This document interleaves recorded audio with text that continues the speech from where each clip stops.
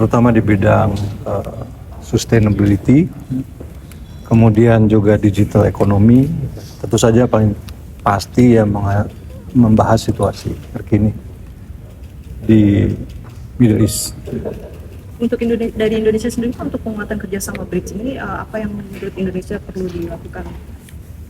Yang kita kira perlu dilakukan adalah ya mengimplementasikan semua yang sudah direncanakan. Untuk update kasus bukan kasus satunya kemarin yang prajurit kita yang meninggal itu Pak, kan kita sudah menyampaikan ke PBB begitu. Follow up-nya seperti apa Pak? Mereka masih menginvestigasi. Ada desakan dari kita Pak? Oh iya pasti. Kita perlu akuntabilitas ya. Terima kasih ya. Menteri Luar Negeri RI Sugiono bertemu dengan Menteri Luar Negeri Singapura Vivian Balakrishnan untuk membahas penguatan kerjasama strategis kedua negara. Fokus pembahasan meliputi pengembangan energi hijau, ketahanan pangan, serta kerjasama kawasan industri berkelanjutan. Keduanya juga menyoroti rencana perdagangan listrik lintas batas dan investasi energi berkelanjutan, serta menegaskan komitmen menjaga stabilitas kawasan ASEAN di tengah dinamika geopolitik global.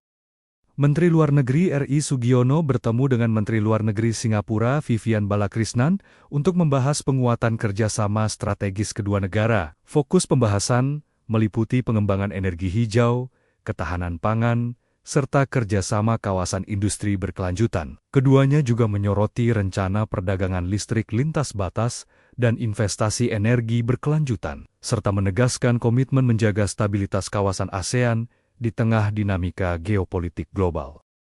Menteri Luar Negeri RI Sugiono bertemu dengan Menteri Luar Negeri Singapura Vivian Balakrishnan untuk membahas penguatan kerjasama strategis kedua negara. Fokus pembahasan meliputi pengembangan energi hijau, ketahanan pangan, serta kerjasama kawasan industri berkelanjutan. Keduanya juga menyoroti rencana perdagangan listrik lintas batas dan investasi energi berkelanjutan, serta menegaskan komitmen menjaga stabilitas kawasan ASEAN di tengah dinamika geopolitik global. Menteri Luar Negeri RI Sugiono bertemu dengan Menteri Luar Negeri Singapura Vivian Balakrishnan untuk membahas penguatan kerjasama strategis kedua negara. Fokus pembahasan meliputi pengembangan energi hijau, ketahanan pangan, serta kerjasama kawasan industri berkelanjutan. Keduanya juga menyoroti rencana perdagangan listrik lintas batas dan investasi energi berkelanjutan, serta menegaskan komitmen menjaga stabilitas kawasan ASEAN di tengah dinamika geopolitik global. Ya, selanjutnya di tengah tantangan ekonomi global dan ketidakpastian geopolitik, Komisi 11 DPR RI meminta penguatan dan optimalisasi program-program prioritas pemerintah yang dinilai mampu menumbuhkan perekonomian secara nasional. Ya, anggota Komisi 11 DPR RI, Putri Aneta Komarudin menegaskan pemerintah harus mengambil langkah konkret dalam meningkatkan pertumbuhan ekonomi secara merata. Di mana pertumbuhan ekonomi di kuartal 1 yang tumbuh 5,61% ini cukup bagus sebagai trigger dalam menggerakkan potensi-potensi perekonomian secara nasional. Untuk itu Putri Aneta menekankan agar program-program prioritas pemerintah yang sudah berjalan untuk dimaksimalkan. Terlebih lagi program prioritas pemerintah dinilai mampu membuka lapangan kerja secara luas sekaligus dapat memberdayakan masyarakat. Tentu kalau daya beli kita sangat dipengaruhi juga dengan faktor geopolitik yang ada sekarang. Kita tahu perang di luar Indonesia itu bukan batas kewenangan kita sebagai pemerintah. Jadi tentu kebijakan-kebijakan bantalan sosial yang sekarang pemerintah terus-menerus genjot seperti bantuan sosial, subsidi, PPN yang ditanggung untuk industri penerbangan dan lain-lainnya itu sebenarnya sangat baik untuk menopang daya beli masyarakat yang mungkin sekarang sangat tergerus dikarenakan kondisi geopolitik. Indeks keyakinan konsumen April 2026 tercatat naik ke level 123. Ya, hal ini menunjukkan optimisme ekonomi. Kenaikan terlihat di kelompok pengeluaran di atas 4 juta rupiah dan usia 20 hingga 60 tahun. Bank Indonesia mencatat indeks keyakinan konsumen atau IKK periode April 2026 menunjukkan kenaikan 0,1 poin dari 122,9 pada Maret 2026 menjadi level 123,0 pada April 2026. Survei yang dilakukan Bank Indonesia ini menunjukkan keyakinan konsumen terhadap kondisi ekonomi saat ini dan ekspektasi terhadap perekonomian ke depan. IKK sendiri merupakan indikator yang dapat digunakan untuk memprediksi perkembangan konsumsi dan tabungan rumah tangga, di mana indeks keyakinan konsumen menggunakan tahun acuan dengan nilai 100. Artinya indeks kepercayaan konsumen pada April 2026 di level 123 berada di zona optimis atau di atas nilai acuan. Berdasarkan pengeluaran, IKK April justru turun di sebagian besar kelompok, sementara berdasarkan kondisi keuangan rata-rata proporsi pendapatan konsumen untuk konsumsi naik dari 71,1% menjadi 71,2%. Sebaliknya, proporsi pendapatan konsumen yang disimpan dari 18,2% menjadi 17,6% tercatat meningkat. Dari Jakarta, Tim Liputan ID Action.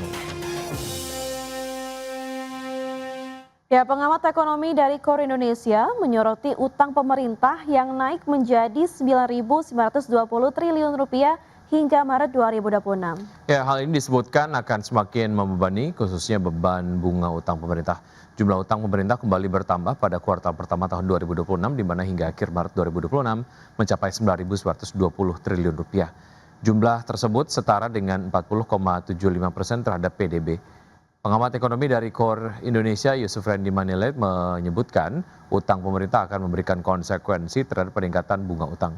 Berdasarkan data, rasio bunga utang terhadap penerimaan di Indonesia hanya 14% dan mengalami lonjakan menjadi 16% di tahun 2026 ini. Dengan peningkatan rasio bunga utang terhadap penerimaan, maka semakin banyak bunga utang yang semakin didanai dari penerimaan yang didapat pemerintah. Terlebih penerimaan pajak terbilang stagnan sebesar 10 hingga 11% dalam beberapa tahun, sehingga harus diwaspadai pemerintah untuk membayar utang. Kami menilai bahwa rasio atau indikator utang pemerintah perlu dilihat secara lebih komprehensif, tidak boleh hanya dilihat dari aspek rasio utang pemerintah terhadap PDB, tetapi juga perlu dilihat dari aspek-aspek lain, termasuk di dalamnya misalnya rasio bunga utang pemerintah terhadap penerimaan yang dalam beberapa tahun ini mengalami kenaikan, sehingga patut menjadi perhatian bersama untuk pengelolaan utang yang lebih hati-hati dalam jangka. Pemirsa, PT United Tractors Tbk menyampaikan target terbaru per penjualan alat berat dan hasil tambang perseroan untuk tahun 2026. Ya, Corporate Secretary United Tractors, Ari Setiawan, menjelaskan bahwa perseroan melakukan revisi terhadap sejumlah target penjualan pada tahun 2026, imbas dari penurunan RKAB yang berdampak pada bisnis perseroan. Target penjualan Komatsu direvisi menjadi sekitar 4.000 unit, produksi batubara dan overburden removal PT Pamapersa dan Nusantara juga turun sekitar 15-17%. Kemudian penjualan batubara melalui PT Tua Turangga Agung turun menjadi sekitar 9,6 juta ton tahun ini.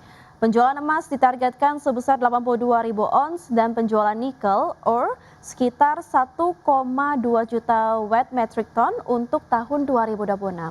Sebelumnya Presiden Direktur United Tractors Iwan Hadiantoro mengatakan tahun 2026 menjadi tahun yang cukup menantang bagi perseroan baik dari aspek eksternal, geopolitik hingga perubahan regulasi. Ia memperkirakan kondisi menantang bagi perseroan masih akan berlangsung setidaknya sampai tahun ini.